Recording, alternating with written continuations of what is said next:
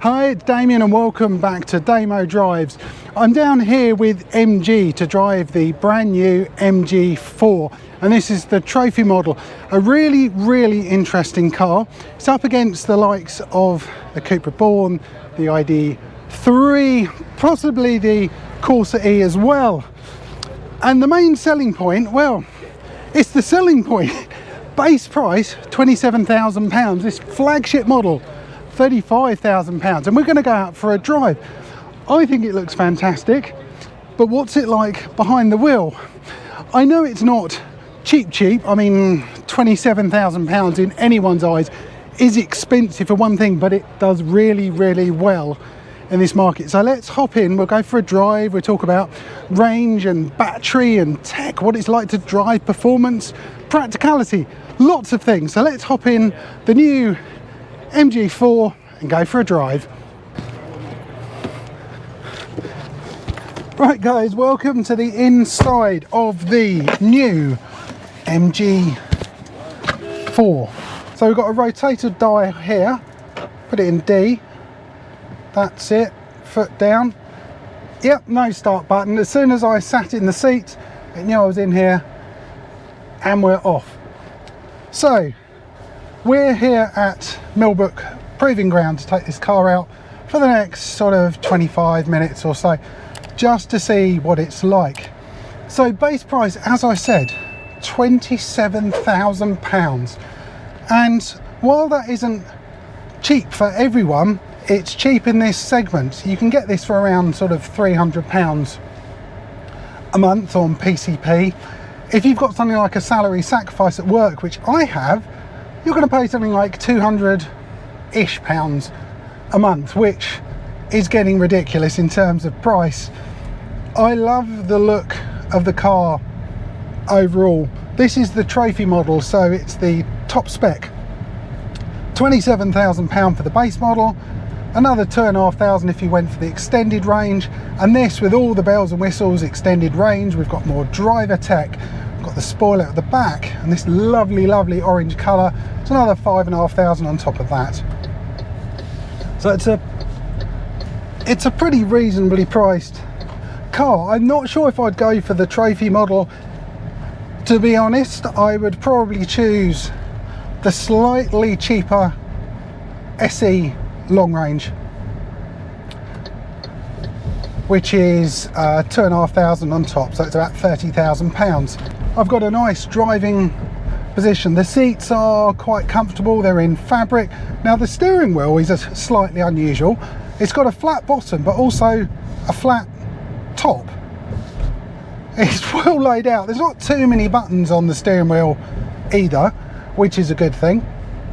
And the cool thing about this is you can customize the buttons on here. So on the left and the right, there's like these, they're like nubs that have got up, down, left, right. They're not labeled as anything, but you can change the functionality of them in the infotainment system. And I think that's a brilliant idea. There's not that many buttons in this car. Well, as you'd find with most cars nowadays, everything is on the infotainment system. It can be a bit fiddly. I personally prefer some physical buttons, and the fact you can choose your sort of the most popular things you're going to do, maybe like turn the radio up or air conditioning, etc. You can just change them on here. So definitely a big thumbs up with that one. To me, you're going to be buying, and please correct me if I'm wrong, most people, do we care about the performance of a car? I think it's us journalists and content creators that are most impressed with cars that do 60 in 3 seconds. But do most of us care? I don't actually think they do. You put Fred the Cockapoo in the back in your Tesla and he's launched and stuck to the back of the seats. You scare the living daylights out of the family and it's probably not really what you want. I think we've become a bit blasé to performance figures, to be honest. You know, the 60 time in this is around 7.5 seconds. I don't think if this was a petrol family car we'd be having this discussion about, oh, it's not exactly that quick. 7.5 seconds for a family hatch it's plenty quick enough. So that was hot hatch territory around, I don't know, 7 or 8 years ago. 15 years ago you'd say, blimey, that's absolutely mental. So the performance is good, there's loads of torque. That's the thing with an electric car. Put your foot down going up a hill, plenty of shove. So that's impressive. I don't think I'd want much more.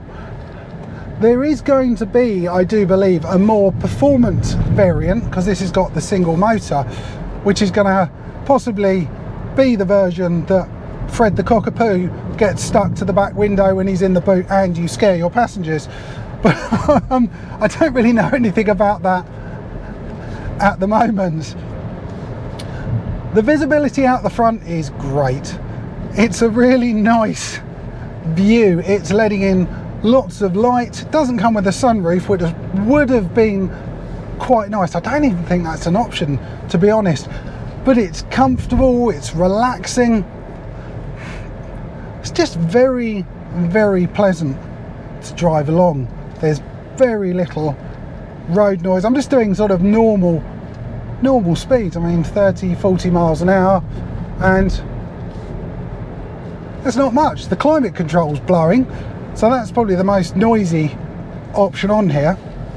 And I don't really want to turn it off at the moment because I have to play around in here in order to turn it off, and I'd rather be keeping my eyes on this road than fiddling in infotainment systems. The MG4 comes in 3 specifications: SE Standard Range, SE Long Range and the Range Topping Trophy. The SE Standard Range has a 51 kWh battery with a range of 218 miles, while the SE Long Range has a range of 281 miles and the Trophy is slightly less efficient with a range of 270 miles. Both of these use a 64 kWh battery. The SE Standard Range will charge from 10% to 100% in 7.5 hours on a 7 kW charger, while the 64 kWh version takes 9 hours. If you have a 50 kW charger, the standard range will charge from 10% to 80% in 52 minutes and 60 minutes for the long range and trophy. Finally, charging at a rapid charger of 150 kilowatts. The standard range takes 39 minutes, but the long range, even though it's got a bigger battery, can charge faster at 135 kilowatts, and this takes 35 minutes.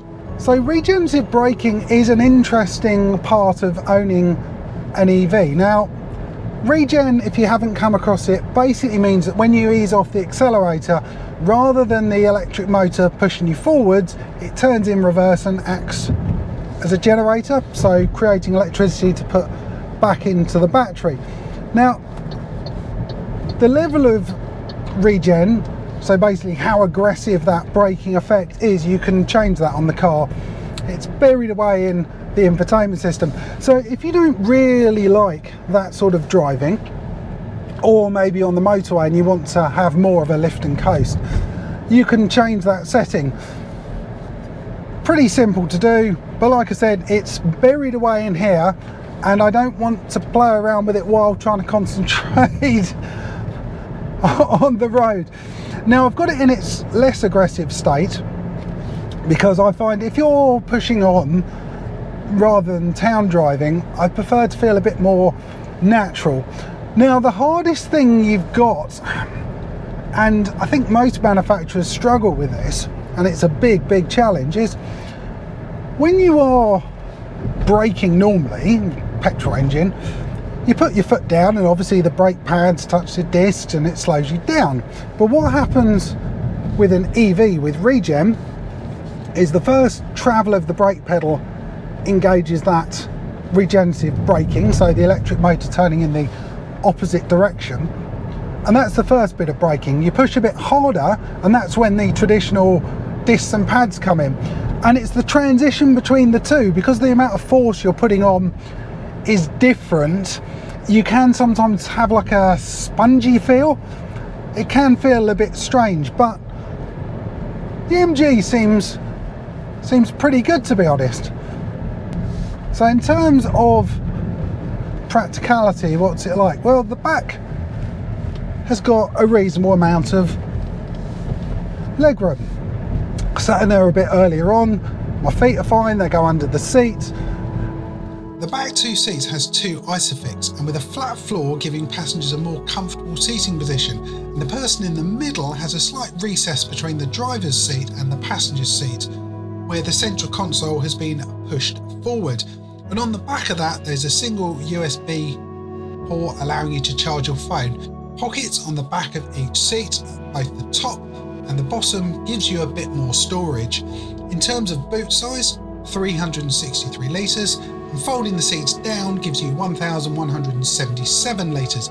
So the fact this is handling the bumps well, it's quiet, it's pretty well refined. What's the handling like? I did say this wasn't a performance car and you don't want your cockapoo being launched out the back. The suspension is slightly softer, which is a good thing for that, but does it affect handling? Well, let's push on. Normally softer suspension does affect things. You get all wallowy, and battery cars are heavy, so you normally have stiffer suspension. But that rolled a little bit there. I did take that bend possibly a bit quicker than I anticipated. So we go over the top here. Doesn't go light, which is good. Brakes are okay, maybe a bit more regen might give me slightly more, because it's a heavy car, so you do have to lean on the brakes slightly more. But overall I think it's really good. In terms of performance then, let's do a little acceleration. I can't stop here, but we're doing 20 miles an hour, foot down, 30, 40, 55, that's the limit. So that was pretty quick. And like I said, this isn't a quick EV at all, but it's actually a reasonably nippy car in its own right. Start getting a bit cold, so I need to turn this aircon down. There may be a shortcut and I might be able to set up one of these buttons here to do that, but I've had to go into the menu. I'd love to have the car for a bit longer to really get to know it. So you press the AC button, a little bit laggy on that one. So this is why I don't like driving and playing around with this. I'm going to drag that down there. So that's turned down the speed of the fan. You can choose where it's blowing from. Lots of options in here. And to be honest, if you were going to get this car, and if I had more time, I'd probably have a good play around with the infotainment system to get a bit more used to it. But it's not too bad. So the car itself has won 8 or 9 awards. Considering this is MG's first electric hatchback, that's pretty spectacular. It's run like best electric car, best family car. I think Top Gear said it was the best car under £40,000. The first car they've made, first hatch anyway, electric hatch. That is amazing, really. And for the price as well, I think other manufacturers really need to take a good look at what MG are doing. Because how are they making cars this good for this money? I don't know. So the instrument cluster in front of me, at the moment, there's quite a lot on there. I think again you can customize that. So I've got speed, something for the active cruise control. I've got a picture of the car in front. There's timers and lots of things like that. Amount of battery. So that again is absolutely fine. Maybe a heads-up display would have been quite cool. But the thing with that, again, it costs more money. And do you need it? Probably not. It's a nice to have, but I'd rather pay a little bit less. So overall, what's my thoughts on the MG4? Well, it is a very, very good proposition if you're looking to get into the EV market. It's not silly money, certainly on PCP. It's comfortable, it's practical. I really like the outside design of it. It's a bit sort of modern and futuristic, but it's not too extreme. It's got all of the gadgets that you could want. The infotainment system is a bit laggy. That's the only downside to this. But other than that, for a base price of £27,000, I can't really fault this car too much. I mean, the materials are good in here. Yeah, there's some more harder wearing materials, certainly lower down in the cockpit, but again, does that matter? No, I don't think it does. You can go for a more premium model that maybe you'll spend another 10,000, 15,000 for another manufacturer, and you can have Alcantara and all these plush things, but for a day-to-day car, I don't think that matters very much. Anyway guys, I hope you've enjoyed this video. If you have, please give me a thumbs up. Comments are always welcome, and remember to click on the subscribe button. Thanks for watching.